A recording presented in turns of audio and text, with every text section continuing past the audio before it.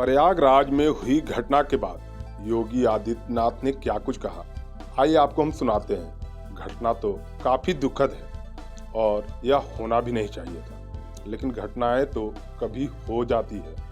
इसके लिए जिम्मेवार कौन है कौन नहीं, यह तो जांच का विषय है। फिलहाल योगी आदित्यनाथ ने प्रयागराज में हुई घटना पर क्या कुछ कहा, सुनिए योगी आदित्यनाथ की जुबानी। उत्तर प्रदेश के मुख्यमंत्री योगी आदित्यनाथ ने इस पर दुख भी व्यक्त किया है और बहुत कुछ कहा है। अब भी सुनिए कि यह घटना कैसे घटी और इसके लिए कौन कौन लोग जिम्मेदार हैं। हम इस घटना में जो लोग भी घायल हैं या कोई बड़ी घटना हुई है उसके लिए दुख व्यक्त करते हैं। प्रयागराज महाकुंभ में श्रद्धालुजनों की भारी भीड़ है। लगभग 8 से 10 करोड़ श्रद्धालु इस समय प्रयागराज के अंदर मौजूद है। कल भी 5.5 करोड़ श्रद्धालुजनों ने महाकुंभ का स्नान किया था। ये जो भारी दबाव श्रद्धालुजनों के कारण और श्रद्धालुओं के संगम नोच पर जाने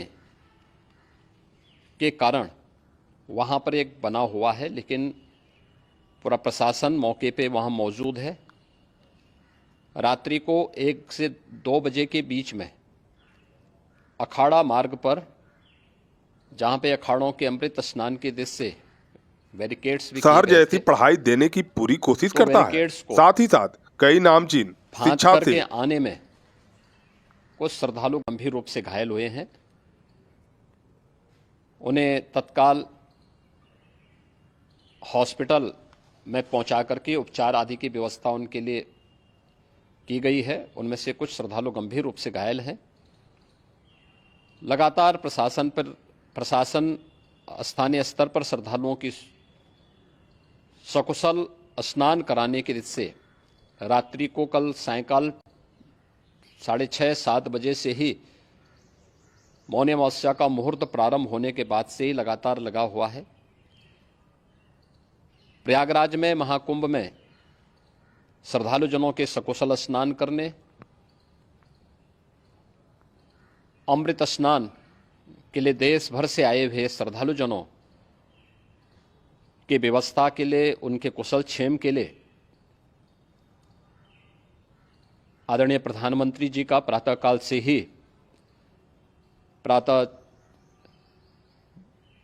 से ही उनके लगभग 4 बार प्रधानमंत्री जी ने हालचाल लिया है। माननीय गृह मंत्री जी ने,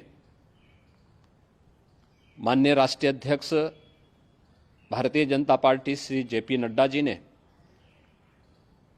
माननीय गृह मंत्री श्री अमित शाह जी ने भी और प्रदेश की माननीय राज्यपाल श्रीमती आनंदीबेन पटेल जी ने भी लगातार जानकारी लेकर के सभी के कुशल क्षेम और सकुशल स्नान कराने के बारे में निरंतर रिपोर्ट ले रहे हैं।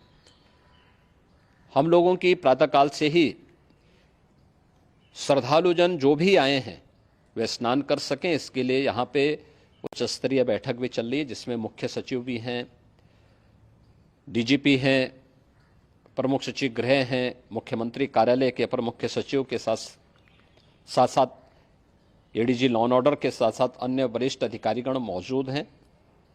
प्रयागराज में हालात वर्तमान में नियंत्रण में हैं, लेकिन भीड़ का दबाव बहुत बना हुआ है।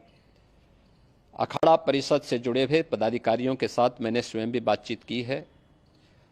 आचार्य महामंडलेश्वरों से भी, पूज्य संतों के साथ भी मेरी बातचीत हुई है और पूज्य संतों ने बड़ी ही विनम्रता के साथ इस बात को कहा है कि नहीं, श्रद्धालु जन पहले स्नान करेंगे और फिर जब उनका दबाव कुछ कम होगा और वे सकुशल वहाँ से निकल जाएंगे, तब हम लोग स्नान करने के लिए संगम की तरफ जाएंगे।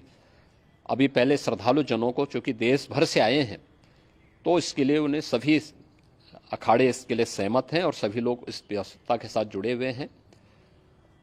लगातार इस दिशा में हम लोगों का प्रयास है कि जो अब तक प्रातः काल से ही आपने देखा होगा, कल मैंने बताया कि कल लगभग 5.5 करोड़ श्रद्धालु कल महाकुंभ का स्नान किए हैं और आज प्रातः काल तक लगभग 8:30 बजे तक 3 करोड़ से अधिक श्रद्धालु स्नान कर चुके हैं और ये लगातार जारी है। लेकिन संगम नोच पर, अखाड़ा मार्ग पर, नागवासुकी मार्ग पर लगातार दबाव बना हुआ है और वहां पर श्रद्धालु जनों की सुविधा के लिए भी हर प्रकार की वहां पर प्रशासन पूरी मुस्तैदी के साथ लगा हुआ है। और इसीलिए मेरी अपील है पूरे प्रदेशवासियों से, पूरे देशवासियों से और सभी श्रद्धालुओं से भी, सभी पूज्य संतों से भी कि अफवाह पर कोई ध्यान न दें, संयम से काम लें। ये सब आयोजन सभी लोगों का है। प्रशासन उनकी सेवा के लिए पूरी तत्परता के साथ लगा हुआ है। केंद्र और राज्य सरकार पूरी मजबूती के साथ वहां पर हर प्रकार का सहयोग करने के लिए तत्पर है। लेकिन कोई किसी अफवाह पे ध्यान न दे। कोई भी व्यक्ति नकारात्मक अफवाह फैलाने का प्रयास करेगा, उस प्रकार से नुकसान हो सकता है। और जहां पर हैं आप, लगभग 15 से 20 किलोमीटर के दायरे में अस्थायी घाट बनाए गए हैं, उसमें कहीं भी वे स्नान कर सकते हैं।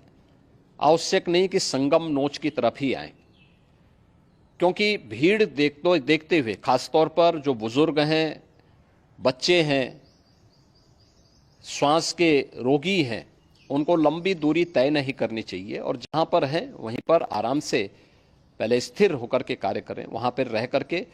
और जो नज़दीक के घाट हैं, उसी नज़दीक के घाट में स्नान करेंगे। सब गंगा जी के ही घाट हैं और गंगा जी के इस घाट में वही पुण्य प्राप्त होगा। ये मौनी अमावस्या है। मौनी अमावस्या में स्नान का महत्व है।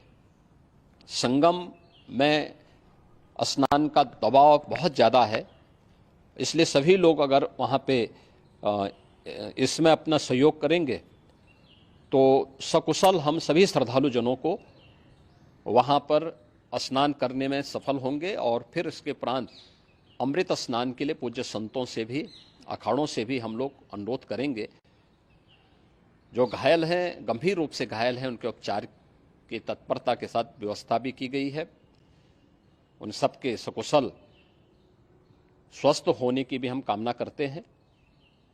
लेकिन मेरी अपील होगी कि कोई भी नकारात्मकता न फैलाने दें और न किसी अफवाह पर विश्वास करें। स्थिति नियंत्रण में है। हाँ, दबाव जरूर है, क्योंकि मैंने आपको बताया कि प्रातः काल से सुबह 8:30 बजे तक 3 करोड़ से अधिक श्रद्धालु स्नान कर चुके हैं। और पूरे मेला क्षेत्र में अगर हम देखेंगे, प्रयागराज में हम देखेंगे तो लगभग 9 से 10 करोड़ श्रद्धालु इस समय वहाँ पर मौजूद है, जिसमें से 3 करोड़ यह वापस जा रहा है। इसके लिए रेलवे ने भी मेला स्पेशल लगाई हुई है। प्रातः काल से लगभग 40 मेला स्पेशल प्रयागराज स्टेशन से, जोशी स्टेशन से, अन्य स्टेशन से श्रद्धालुओं को लेकर के सकुशल स्नान कराने के बाद उनको लेकर के गंतव्य की ओर आगे बढ़ी है। और लगातार ये प्रक्रिया वहाँ पर आगे बढ़ाई जा रही है। होर्डिंग एरिया भी बनाए गए हैं। प्रशासन जो वहाँ पर डायरेक्शन दें, मुझे लगता है सब लोग उसका पालन करेंगे तो सकुशल, क्योंकि पूरा दिन भर देर रात्रि तक अमृत स्नान का मुहूर्त है। मौनी अमावस्या का जो मुहूर्त है पूरे रात्रि भर है। इसलिए ये नहीं हो केवल इस पे कि हम अभी स्नान करेंगे, आवश्यक नहीं, कभी भी आप स्नान कर सकते हैं। तो उस पर जरूर सभी से मेरी विनम्र अपील होगी कि वे लोग उस पर सहयोग करेंगे तो सकुशल सभी को स्नान कराने में और सकुशल इस महापर्व को आयोजित करने में प्रशासन को और शासन को मदद मिलेगी। बेहतर शिक्षा सही मंजिल, Ramakrishna Paramhans Vidyalaya affiliated to CBSE New Delhi, 10+2 तक मान्यता प्राप्त। बच्चों के स्वर्णिम भविष्य के लिए डायरेक्टर चंद्रभूषण शर्मा उर्फ भोला बाबू के निर्देशन में बच्चों की जिंदगी को सही राह दिखाता रामकृष्ण परमहंस विद्यालय, यानी बच्चों का ब्राइट फ्यूचर।